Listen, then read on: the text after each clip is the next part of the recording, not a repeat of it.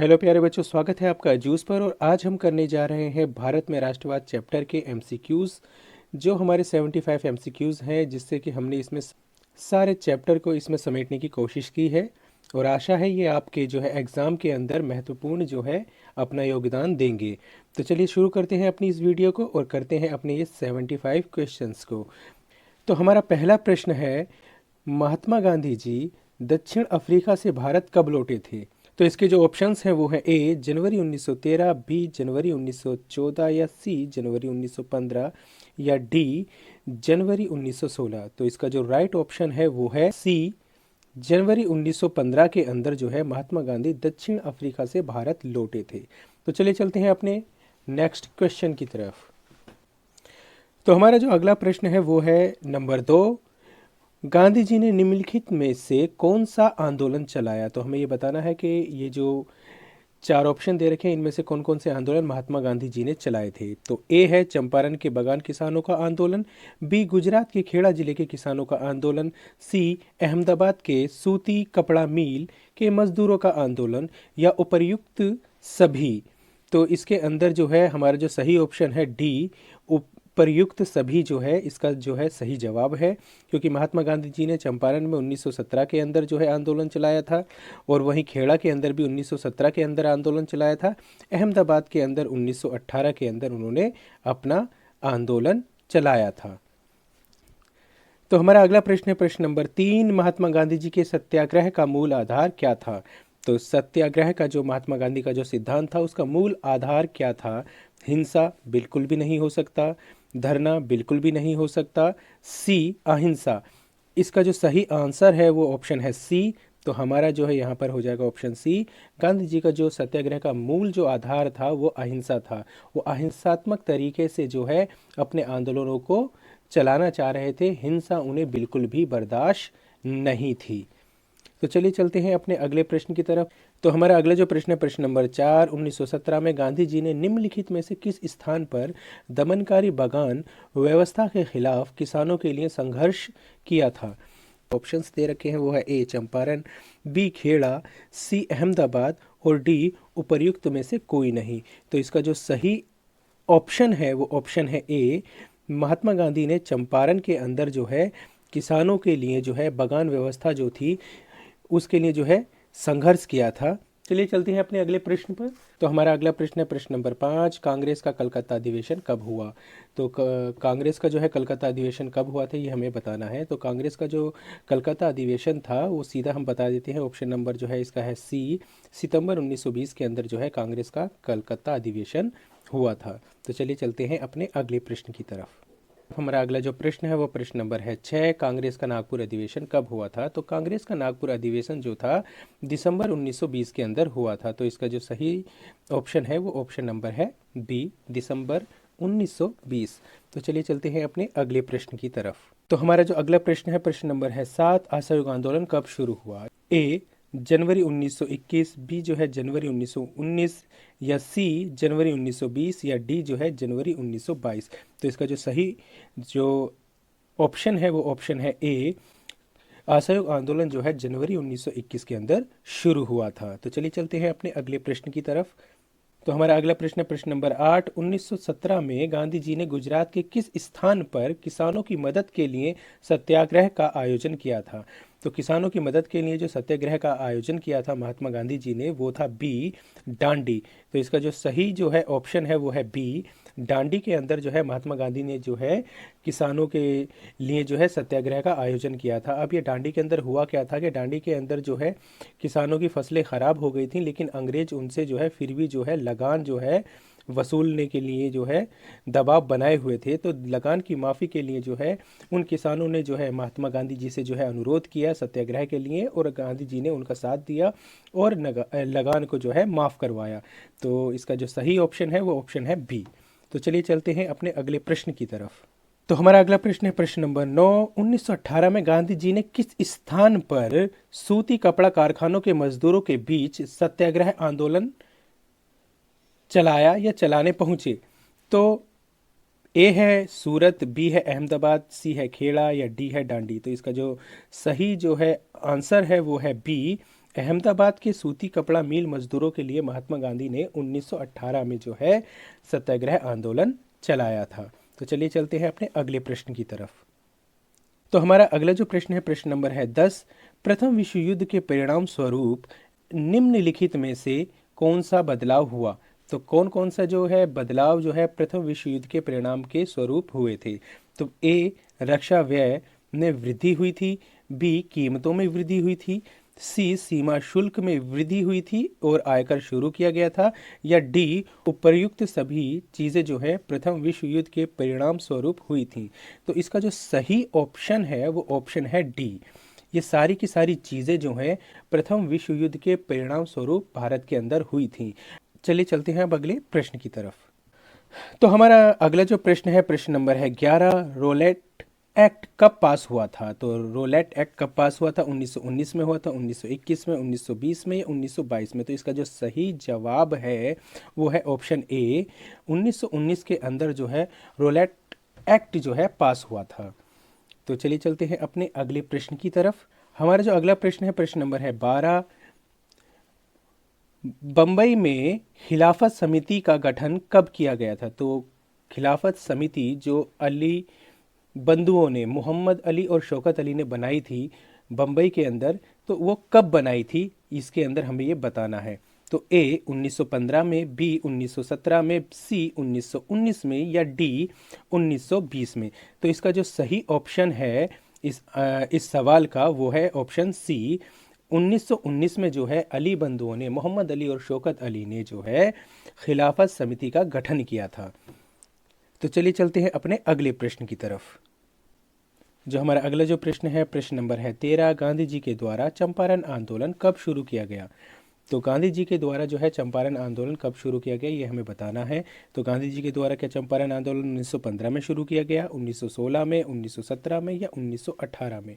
तो हमारी जो एनसीईआरटी की बुक है, एनसीईआरटी की जो बुक है उसके अंदर जो दे रखा है हमें 1917 दे रखा है।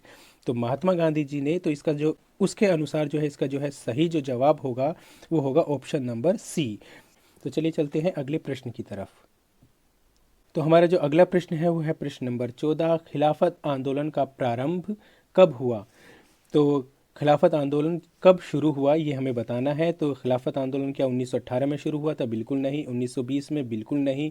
1921 में? बिल्कुल नहीं। तो इसका जो सही ऑप्शन है वो ऑप्शन है बी, खिलाफत आंदोलन जो है 1919 के अंदर जो है शुरू हुआ था। तो चलिए चलते हैं अगले प्रश्न की तरफ। तो हमारा अगला जो प्रश्न है, प्रश्न नंबर है 15। सविनय अवज्ञा आंदोलन कब शुरू किया गया था? तो सविनय अवज्ञा आंदोलन कब शुरू किया गया था? तो ये है हमारे जो ऑप्शन दे रखे हैं, ऑप्शन है ए 1924 में, बी 1928 में, सी 1930 में या डी 1932 में? तो सविनय अवज्ञा आंदोलन जो है इसका जो सही ऑप्शन है वो है सी, 1930 के अंदर जो है महात्मा गांधी ने शुरू किया था। तो चलिए चलते हैं अपने अगले प्रश्न की तरफ। जो हमारा अगला प्रश्न है, प्रश्न नंबर 16। चोरी चोरा हत्याकांड का संबंध है किसानों के चंपारण आंदोलन से? बिल्कुल नहीं। अहमदाबाद के मजदूरों के आंदोलन से? बिल्कुल नहीं। असहयोग आंदोलन से? बिल्कुल सही। तो इसका जो सही ऑप्शन है वो ऑप्शन है सी, चोरा चोरी हत्याकांड का जो संबंध है वो है हमारा असहयोग आंदोलन से। चलिए चलते हैं अगले प्रश्न की तरफ। हमारा जो अगला प्रश्न है, प्रश्न नंबर है 17। असहयोग आंदोलन के कार्यक्रम का क्या हिस्सा था? तो असहयोग आंदोलन के कार्यक्रम का हिस्सा था पदवियां जो दी गई थी उनको लौटाना, सरकारी नौकरी छोड़ना, विदेशी वस्तुओं का बहिष्कार करना या उपर्युक्त सभी? तो इसका जो ऑप्शन है ऑप्शन नंबर डी जो है बिल्कुल सही है, क्योंकि जो है असहयोग आंदोलन के अंदर जो है ए, पदवियों को लौटाया गया। जैसे कि रविंद्रनाथ टैगोर ने अपनी नाइटहुड की जो पदवी जो उन्हें मिली हुई थी अंग्रेजों के द्वारा, उन्होंने उसको लौटा दिया था। सरकारी नौकरियों को छोड़ दिया गया था। बहुत सारे अध्यापकों ने सरकारी स्कूलों में पढ़ाना छोड़ दिया। वकीलों ने अदालतों में जाना और वकालत करना छोड़ दिया।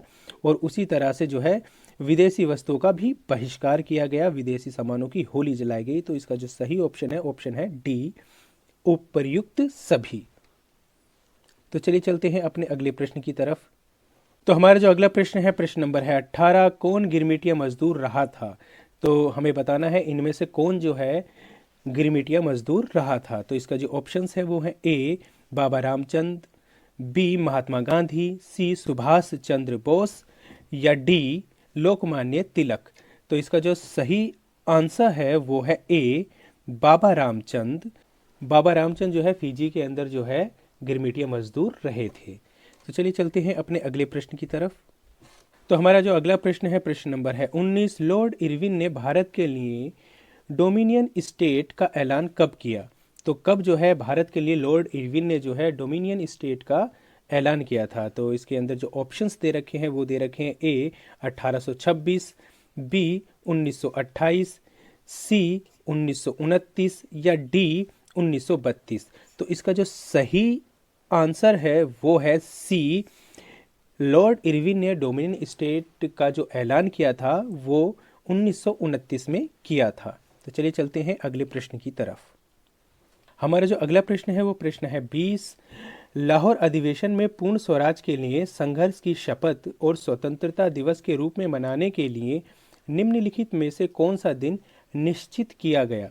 तो हमें ये बताना है कि लाहौर अधिवेशन में स्वतंत्रता दिवस बनाने के लिए कौन सा दिन जो है निश्चित किया गया था। जो हमारे ऑप्शंस दे रखे हैं वो है ए 26 जनवरी 1930, बी 26 जनवरी 1950, सी 15 अगस्त 1942 या डी 15 अगस्त 1947। जो सही आंसर है वो है ए 26 जनवरी 1930 लाहौर अधिवेशन में पूर्ण स्वराज के लिए संघर्ष की शपथ और स्वतंत्रता दिवस बनाने के लिए दिन चुना गया था। तो चलिए चलते हैं अगले प्रश्न की तरफ। तो हमारा अगला जो प्रश्न है प्रश्न नंबर है 21, भारतीय औद्योगिक एवं व्यावसायिक कांग्रेस का गठन कब हुआ। तो हमें ये बताना है भारतीय औद्योगिक एवं व्यावसायिक कांग्रेस का गठन कब हुआ था। तो हमारे जो ऑप्शंस हैं वो है ए 1918, बी 1919 या सी 1920 या डी 1922। जो इसका जो सही ऑप्शन है इस क्वेश्चन का वो है ऑप्शन सी, भारतीय औद्योगिक एवं व्यवसाय कांग्रेस का गठन जो है 1920 के अंदर हुआ था। तो चलिए चलते हैं अपने अगले प्रश्न की तरफ। तो हमारा अगला जो प्रश्न है प्रश्न नंबर है 22, भारतीय वाणिज्य एवं उद्योग परिसंघ का गठन कब हुआ।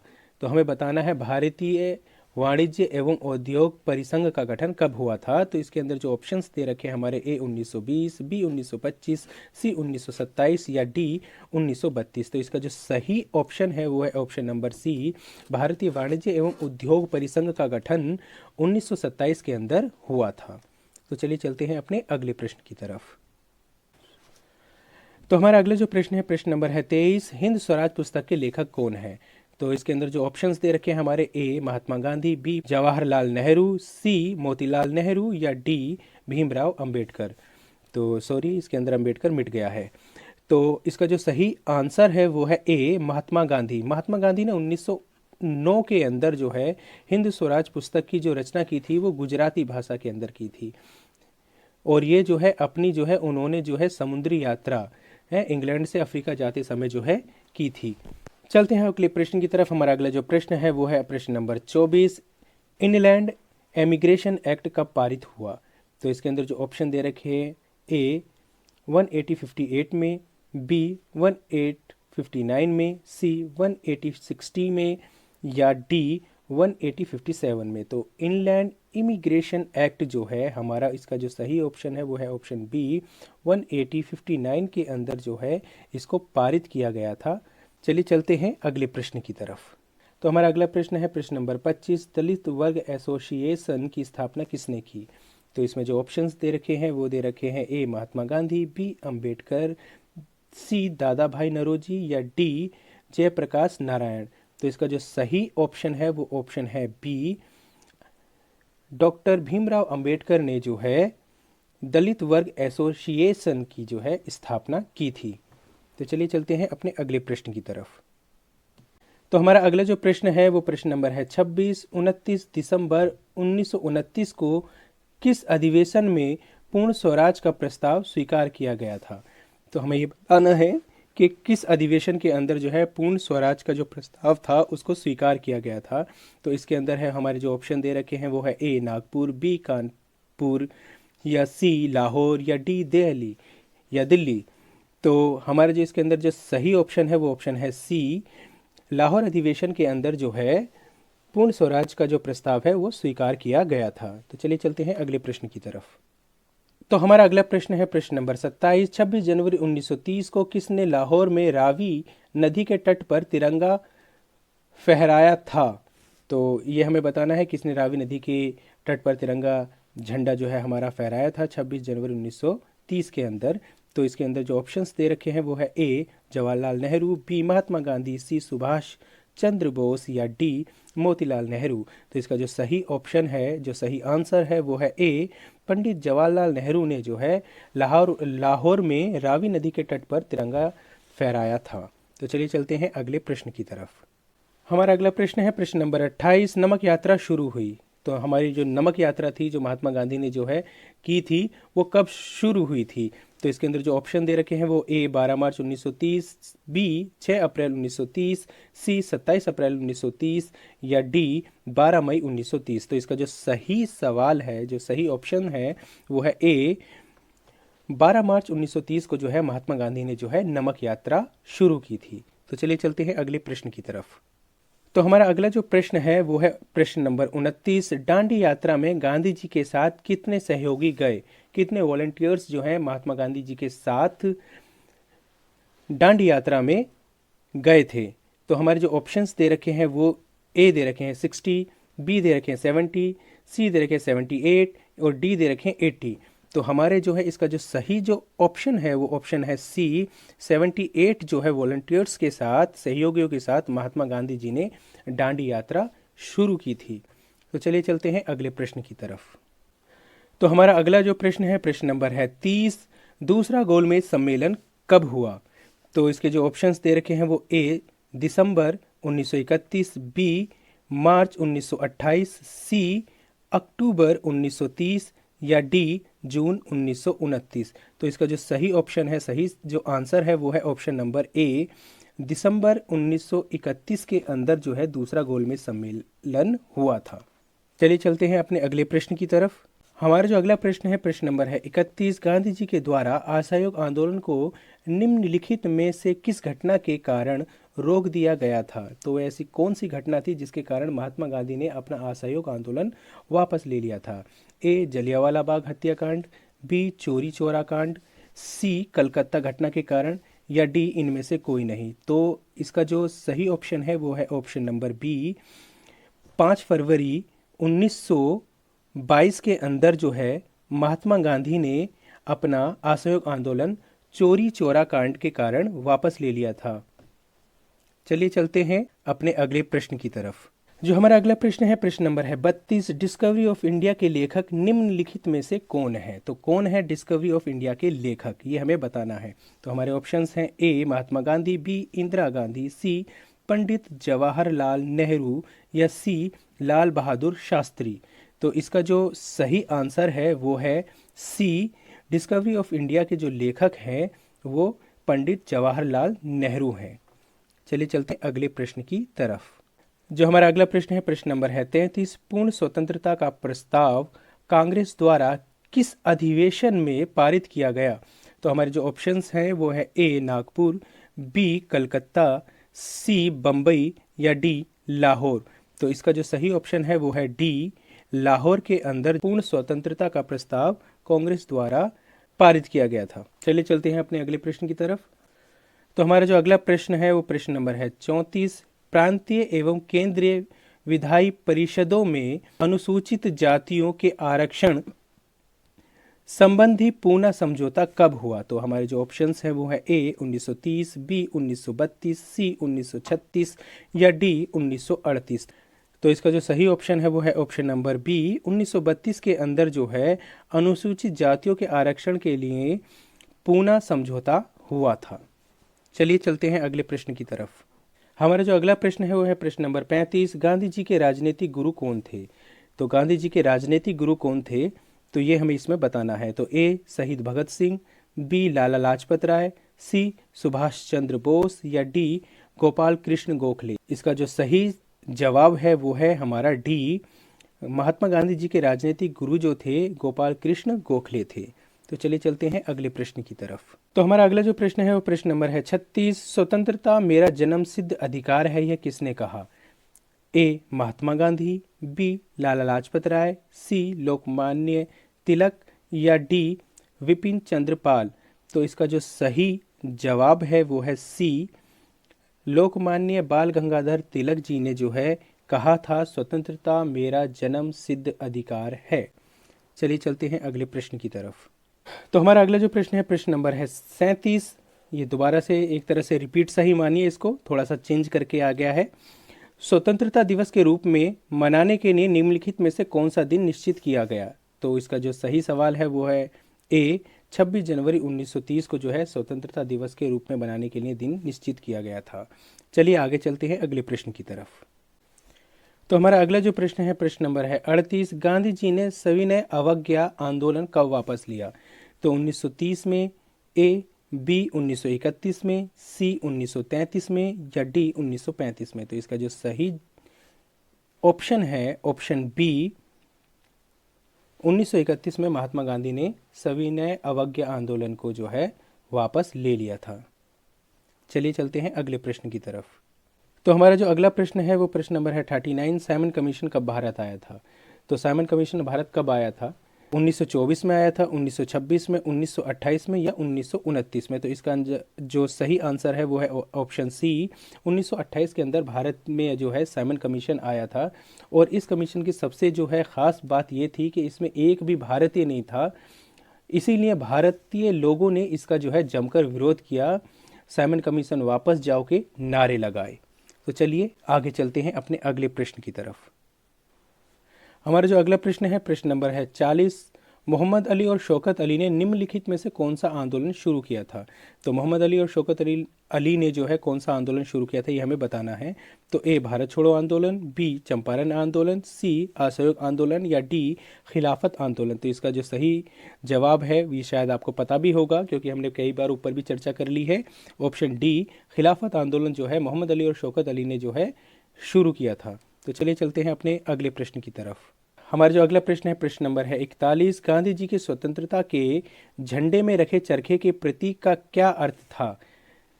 तो स्वतंत्रता, स्वावलंबन, समानता, दासता से मुक्ति। तो इसका जो है सही जो है ऑप्शन है ऑप्शन नंबर बी, स्वावलंबन जो है चरखे का प्रतीक था। तो चलिए चलते हैं अपने अगले प्रश्न की तरफ। तो हमारा अगला प्रश्न है प्रश्न नंबर 42। गांधी जी की प्रसिद्ध पुस्तक हिंद स्वराज किस वर्ष प्रकाशित हुई थी। तो कब जो है गांधी जी की जो है पुस्तक हिंद स्वराज जो है प्रकाशित हुई थी। तो इसके अंदर बताना है हमें ए 1919, बी 1909, सी 1922 या डी 1930। तो इसका जो सही आंसर है वो है बी 1909। सॉरी, इसके अंदर जो है सी और बी लिखा हुआ है तो आप इसको बी माने और इसको सी माने। तो चलिए चलते हैं अगले प्रश्न की तरफ। हमारा जो अगला प्रश्न है प्रश्न नंबर है 43। जलियांवाला बाग की घटना कब घटी थी। तो जलियांवाला बाग की घटना कब हुई थी ये हमें बताना है। ए 8 अप्रैल 1919, बी 10 अप्रैल 1919, सी 13 अप्रैल 1919 या डी 25 अप्रैल 1919। तो इसका जो सही ऑप्शन है ऑप्शन नंबर है सी, जलियांवाला बाग की घटना जो है 13 अप्रैल 1919 को घटित हुई थी। तो चलिए चलते हैं अगले प्रश्न की तरफ। तो हमारा अगला जो प्रश्न है प्रश्न नंबर है 44। रॉल्ट एक्ट के विरोध में देशव्यापी हड़ताल कब शुरू हुई। वो है ए, जनवरी 1919, बी 13 मार्च 1919, सी 25 जून 1919 या डी 6 अप्रैल 1919। तो इसका जो सही ऑप्शन है वो है डी, 6 अप्रैल 1919 को जो है रॉल्ट एक्ट के विरोध में देशव्यापी हड़ताल शुरू हुई थी। तो चलिए चलते हैं अपने अगले प्रश्न की तरफ। जो हमारा अगला प्रश्न है प्रश्न नंबर है 45। गांधी इरविन समझौता कब हुआ था। तो इसके अंदर जो ऑप्शन दे रखे हैं हमारे वो दे रखे हैं ए 5 मार्च 1931, बी 11 जून 1932, सी 10 मई 1933 या डी 12 जुलाई 1934। तो गांधी इरविन जो समझौता हुआ था वो था ए ऑप्शन 5 मार्च 1931 ईस्वी को। तो चलिए चलते हैं अगले प्रश्न की तरफ। तो हमारा जो अगला प्रश्न है प्रश्न नंबर है 46। महात्मा गांधी जी की दांडी यात्रा कहाँ से प्रारंभ हुई थी। तो हमें ये बताना है कहाँ से जो है महात्मा गांधी की दांडी यात्रा शुरू हुई थी। तो ए दिल्ली, बी मद्रास, सी नागपुर या डी सेवाग्राम। तो महात्मा गांधी की जो दांडी यात्रा थी वो डी सेवाग्राम से जो है शुरू हुई थी। सेवाग्राम मतलब साबरमती आश्रम का उनका नाम था सेवाग्राम, वहाँ से जो है महात्मा गांधी की जो है दांडी यात्रा शुरू शुरू हुई थी, जो 240 किलोमीटर तक जो है चली थी। तो चलिए चलते हैं अपने अगले प्रश्न की तरफ। जो हमारा अगला प्रश्न है वो प्रश्न नंबर है 47। अपनी किस प्रसिद्ध पुस्तक में महात्मा गांधी ने कहा था कि भारत में ब्रिटिश शासन भारतीयों के सहयोग से ही स्थापित हुआ था और यह शासन इसी सहयोग के कारण चल पा रहा है? ए, डिस्कवरी ऑफ इंडिया, ये तो है ही नहीं, क्योंकि ये जो है डिस्कवरी ऑफ इंडिया तो जवाहरलाल नेहरू की पुस्तक का नाम है। एक्सपेरिमेंट विद ट्रूथ, बी, सी, हिंद स्वराज, या डी, सत्य और अहिंसा। तो इसका जो सही ऑप्शन है वो है सी, हिंद स्वराज पुस्तक, जो गांधी जी ने 1909 के अंदर जो है लिखी थी। उसके अंदर जो है इन्होंने ये बताया था कि भारत के अंदर जो ब्रिटिश हुकूमत है, जो शासन कर रही है, वो भारत के सहयोग से ही कर रही है। अगर ये भारत से सहयोग करना इनका बंद कर दे तो 1 साल के भीतर ही जो है भारत के अंदर से ब्रिटिश शासन समाप्त हो जाएगा। तो चलिए चलते हैं अगले प्रश्न की तरफ। तो हमारा अगला जो प्रश्न है प्रश्न नंबर है 48। दक्षिणी अफ्रीका से गांधी जी के भारत आने पर उनका सबसे पहला सत्याग्रह आंदोलन कौन सा था? तो कौन सा आंदोलन सबसे पहले महात्मा गांधी ने दक्षिणी अफ्रीका से आने के बाद भारत के अंदर किया था? तो ए, खेड़ा, बी, बरदौली आंदोलन, सी, चंपारण आंदोलन, या डी, असहयोग आंदोलन। तो इसका जो सही ऑप्शन है वो है सी, चंपारण आंदोलन जो है महात्मा गांधी ने 1917 के अंदर सबसे पहला सत्याग्रह आंदोलन भारत के अंदर किया था। तो चलिए चलते हैं अगले प्रश्न की तरफ।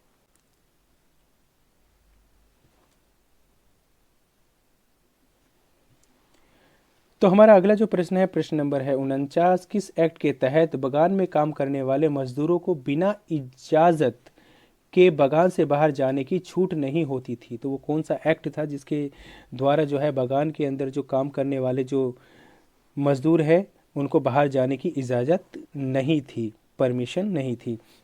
तो ए है इनलैंड इमिग्रेशन एक्ट, बी है इंडियन लेबर एक्ट, सी है चार्टिस्ट एक्ट, या डी है इंडियन वर्कर एक्ट। तो इसका जो सही जो ऑप्शन है वो ए है इनलैंड इमिग्रेशन एक्ट, जो 1859 के अंदर जो है बनाया गया था। इसके द्वारा जो है किसी भी व्यक्ति को जो है बिना इजाज़त के, जो व्यक्ति जो मज़दूर है उनको जो है बागानों से बाहर जाने की छूट नहीं थी, इजाज़त नहीं थी। तो चलिए चलते हैं अपने अगले प्रश्न की तरफ। हमारा जो अगला प्रश्न है वो प्रश्न नंबर है 50। प्रदर्शन या विरोध का एक ऐसा स्वरूप जिसमें लोग किसी दुकान, फैक्ट्री या दफ्तर के भीतर जाने का रास्ता रोक लेते हैं, क्या कहलाता है? ऑप्शन जो है वो है ए, पैकेटिंग, बी, बहिष्कार, सी, सत्याग्रह, या डी, विरोध। तो इसका जो सही ऑप्शन है वो है ए, पैकेटिंग जो है प्रदर्शन का एक ऐसा स्वरूप है जिसके अंदर जो है लोगों को किसी दुकान, फैक्ट्री या दफ्तर के भीतर जाने से रोका जाता है। चलिए चलते हैं अपने अगले प्रश्न की तरफ। तो हमारा अगला जो प्रश्न है वो प्रश्न नंबर है 51। ये शब्द किसने कही? अच्छा, ये किसने कहा था? अस्पृश्यता, मतलब जिसको छुआछूत कहा जाता है, को समाप्त किए बिना 100 साल तक स्वराज की स्थापना नहीं की जा सकती। तो इसके अंदर जो ऑप्शन है वो ए, जवाहरलाल नेहरू, बी, डॉक्टर राजेंद्र प्रसाद, या सी, सुभाष चंद्र बोस, या डी है महात्मा गांधी। तो इसका जो सही ऑप्शन है वो है डी, महात्मा गांधी ने कहा था कि अस्पृश्यता मतलब छुआछूत को समाप्त किए बिना 100 साल तक स्वराज की स्थापना नहीं की जा सकती। तो चलिए चलते हैं अपने अगले प्रश्न की तरफ। तो हमारा जो अगला प्रश्न है प्रश्न नंबर है 52। गिरमिटिया मजदूर किसे कहते हैं? किन लोगों को गिरमिटिया मजदूर कहा जाता है? ए, बंधुआ मजदूरों को, बी, खेतों में काम करने वाले मजदूरों को, सी, एक अनुबंध के तहत काम करने वाले मजदूरों को, या डी, औद्योगिक मजदूरों को। तो इसका जो सही ऑप्शन है वो है ऑप्शन सी, एक अनुबंध, एक जो है एग्रीमेंट के तहत काम करने वाले मजदूरों को जो है गिरमिटिया मजदूर कहा जाता है। चलिए चलते हैं अपने अगले प्रश्न की तरफ। तो हमारा अगला जो प्रश्न है प्रश्न नंबर है 53। गुजरात के खेड़ा जिले में महात्मा गांधी जी ने सत्याग्रह आंदोलन की शुरुआत क्यों की थी? ऐसी क्या जरूरत पड़ गई जो महात्मा गांधी ने गुजरात के खेड़ा जिले के अंदर जो है सत्याग्रह आंदोलन किया था? तो इसके जो ऑप्शंस हैं वो है ए, किसानों के ऋण उपलब्ध कराने के लिए, किसानों को जो है ऋण उपलब्ध कराने के लिए, बी, किसानों पर हो रहे जुर्म को रोकने के लिए, सी, लगान वसूल में ढील देने के लिए, या डी, नमक कानून के खिलाफ। तो भैया इसका जो सही ऑप्शन है वो है ऑप्शन सी, क्योंकि जो है खेड़ा के अंदर जो है फसलें बर्बाद हो गई थी, लेकिन ब्रिटिश अधिकारी फिर भी किसानों से जबरन जो है लगान वसूल कर रहे थे। तो महात्मा गांधी जी ने लगान माफ़ी के लिए गुजरात के खेड़ा जिले में किसानों का सत्याग्रह आंदोलन शुरू किया। तो चलिए चलते हैं हम अपने अगले प्रश्न की तरफ। जो हमारा अगला प्रश्न है वो है प्रश्न नंबर 54। असहयोग आंदोलन चलाने का निर्णय किस कांग्रेस अधिवेशन में लिया गया? तो ए 1920 के नागपुर कांग्रेस अधिवेशन के अंदर, या बी 1919 के मद्रास कांग्रेस के अधिवेशन में, सी 1922 के गया कांग्रेस अधिवेशन में, या डी 1923 के बम्बई कांग्रेस अधिवेशन में। तो इसका जो सही जो है ऑप्शन है वो है ए 1920 के नागपुर कांग्रेस अधिवेशन के अंदर जो है असहयोग आंदोलन चलाने का निर्णय लिया गया। चले चलते हैं अपने अगले प्रश्न की तरफ। हमारा जो अगला प्रश्न है वो है प्रश्न नंबर 55। 1870 के दशक में किसने मातृभूमि की स्तुति के रूप में वंदे मातरम गीत लिखा था? तो ए बंकिम चंद्र चट्टोपाध्याय, बी रविंद्रनाथ टैगोर, सी अवनींद्रनाथ टैगोर, या डी सत्येंद्रनाथ टैगोर। तो इसका जो सही ऑप्शन है वो है ए बंकिम चंद्र चट्टोपाध्याय जी ने 1870 के दशक में मातृभूमि की स्तुति के लिए वंदे मातरम गीत लिखा था। तो चलिए चलते हैं अपने अगले प्रश्न की तरफ। जो हमारा अगला प्रश्न है प्रश्न नंबर है 56। रोल्ट एक्ट क्या था? क्या था रोल्ट एक्ट? ए प्रेस पर प्रतिबंध से संबंधित कानून था, दहेज विरोधी कानून था, या सी राजनीतिक कैदियों को 2 साल तक बिना मुकदमा चलाए जेल में बंद रखने से संबंधित कानून था, या डी हथियारों के लिए लाइसेंस से संबंधित कानून था। तो इसका जो सही ऑप्शन है वो ऑप्शन है सी राजनीतिक कैदियों को 2 साल तक बिना मुकदमा चलाए जेल में बंद रखने का इस एक्ट के द्वारा जो है सरकार को अधिकार मिल गया था।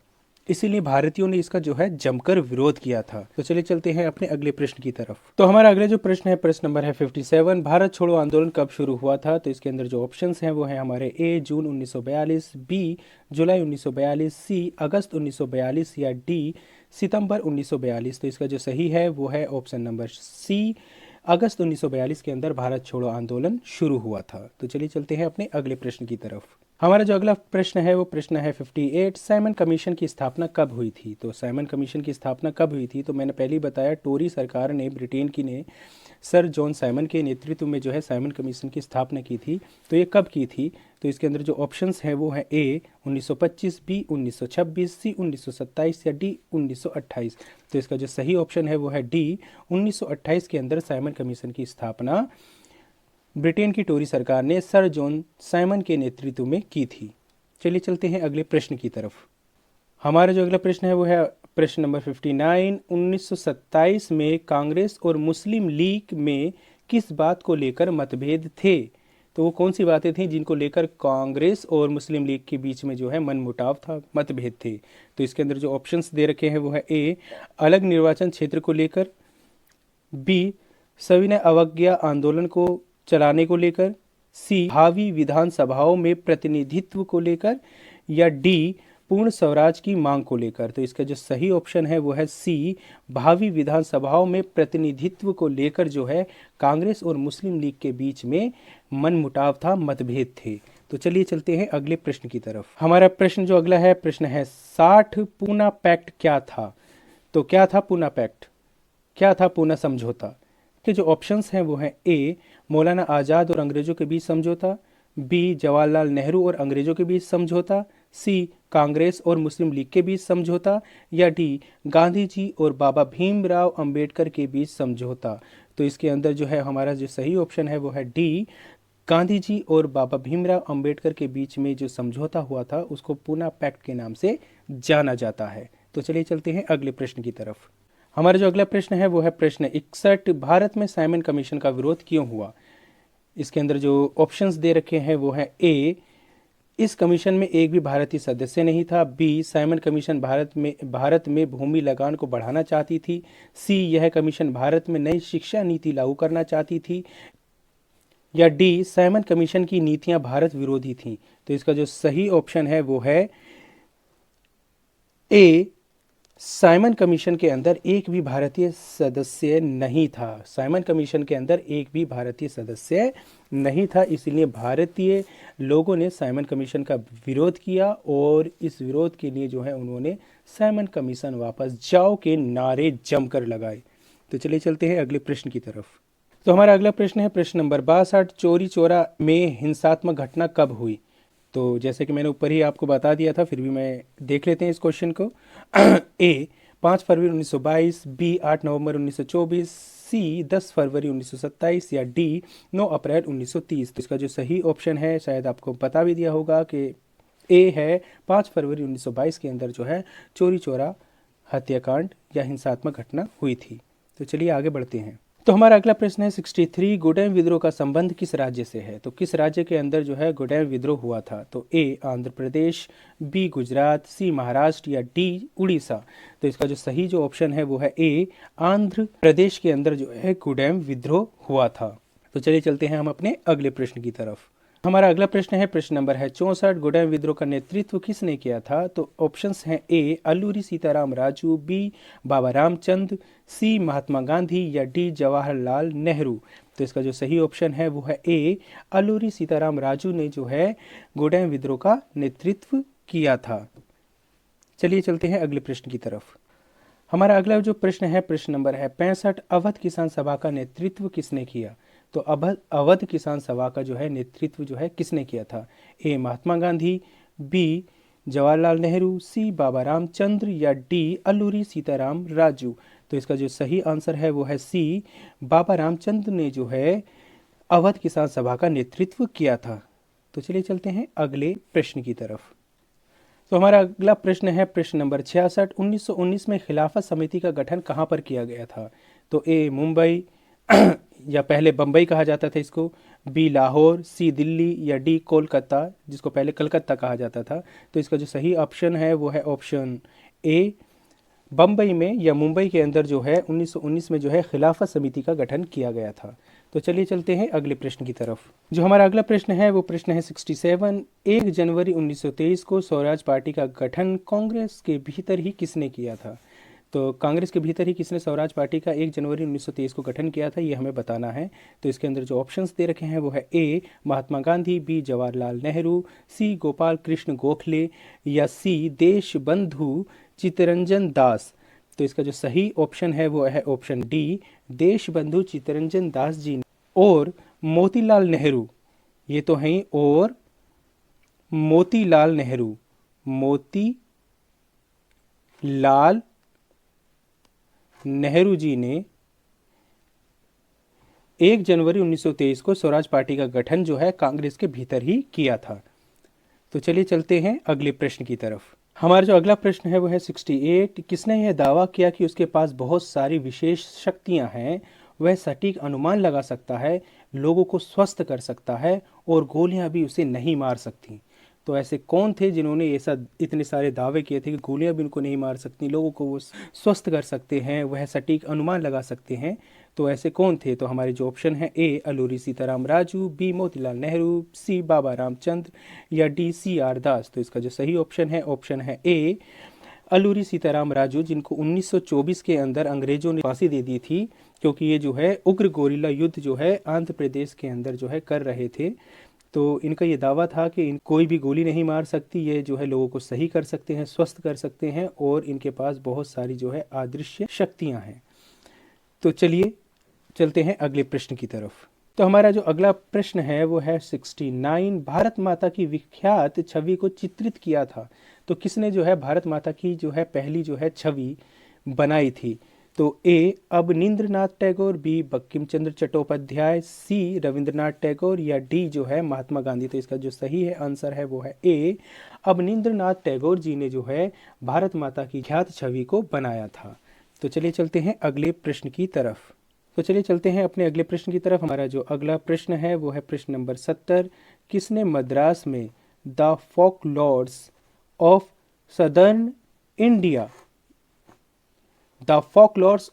सदर्न इंडिया के नाम से तमिल लोक कथाओं का एक विशाल संकलन 4 खंडों में प्रकाशित किया? तो इसके जो है ऑप्शंस हैं ए नटेश शास्त्री, बी अवनींद्रनाथ टैगोर, सी रविंद्रनाथ टैगोर या डी महात्मा गांधी। तो इसका जो सही ऑप्शन है वो है ए नटेशा शास्त्री जी ने फोकलॉर्स ऑफ सदर्न इंडिया नाम से जो है एक तमिल लोक कथाओं का विशाल संकलन जो है 4 खंडों में प्रकाशित किया था। तो चलिए चलते हैं अगले प्रश्न की तरफ। तो हमारा अगला प्रश्न है प्रश्न नंबर 71। ब्रिटेन की टोरी सरकार ने किसके नेतृत्व में वैधानिक आयोग का गठन किया था? तो वो कौन थे जिनके नेतृत्व में जो है वैधानिक आयोग का जो है गठन ब्रिटेन की टोरी सरकार ने किया था? तो a General Dyer, b Viceroy Irwin, c Sir John Simon या डी लॉर्ड चैम्सफोर्ड। तो इसका जो सही ऑप्शन है सी, सर जॉन साइमन के नेतृत्व में जो है ब्रिटेन की टोरी सरकार ने वैधानिक आयोग का गठन किया था। तो चलिए चलते हैं अगले प्रश्न की तरफ। तो हमारा जो अगला प्रश्न है प्रश्न नंबर है 72। गोदी कामगारों की हड़ताल कब हुई? तो गोदी कामगारों की हड़ताल कब हुई थी? तो हमारे ऑप्शंस हैं ए 1932, बी 1933, सी 1934 या डी 1935। तो इसका जो सही ऑप्शन है ए 1932 के अंदर गोदी कामगारों की हड़ताल हुई थी। तो चलिए चलते हैं हम अपने अगले प्रश्न की तरफ। तो हमारा अगला प्रश्न है प्रश्न नंबर 73। रेलवे कामगारों की हड़ताल कब हुई थी? तो हमारे जो ऑप्शंस हैं वो हैं ए 1930, बी 1931, सी 1932 या डी 1933। तो इसका जो सही ऑप्शन है वो है ए 1930 के अंदर रेलवे कामगारों की हड़तालें शुरू हुई थी। तो चलिए चलते हैं हम अपने अगले प्रश्न की तरफ। हमारा जो अगला प्रश्न है प्रश्न नंबर है 74। वे कौन से मजदूर थे जिन्होंने गांधी टोपी पहनकर रैलियों और बहिष्कार अभियानों में हिस्सा लिया था? तो ए रेलवे कामगार, बी गोदी कामगार, सी छोटा नागपुर की टीन खानों के मजदूर या डी अहमदाबाद के मील मजदूर। तो इसका सही जो ऑप्शन है वो है ऑप्शन नंबर सी, छोटा नागपुर की टीन खानों के मजदूरों ने गांधी टोपी पहनकर रैलियों और बहिष्कार अभियानों में हिस्सा लिया था। तो चलिए चलते हैं अगले प्रश्न की तरफ। हमारा अगला प्रश्न है 75 और ये हमारा अंतिम प्रश्न है। 1928 में आयोजित किए गए सर्वदलीय सम्मेलन में हिंदू महासभा के किस नेता ने कांग्रेस और मुस्लिम लीग के बीच होने वाले समझौतों के लिए किए जा रहे प्रयासों की खुलेआम निंदा की? तो ऐसे कौन थे हिंदू महासभा के नेता जिन्होंने कांग्रेस और मुस्लिम लीग के बीच में होने वाले समझौतों की खुलेआम निंदा की? तो हमारे जो ऑप्शंस हैं वो है ए M.R. जयकर, बी मोहम्मद अली जिन्ना, सी वल्लभ भाई पटेल या डी सुभाष चंद्र बोस। तो भैया देखिए मोहम्मद अली जिन्ना तो हो नहीं सकते, है ना। तो इसका जो सही ऑप्शन है वो है ए M.R. जयकर ने खुलेआम कांग्रेस और मुस्लिम लीग के बीच में होने वाले समझौतों की निंदा करनी शुरू कर दी। आशा है आपको ये वीडियो पसंद आई होगी। अगर आपको हमारी वीडियो पसंद आए तो इसको लाइक करें और हमारे चैनल को सब्सक्राइब करें। वीडियो देखने के लिए आपका धन्यवाद।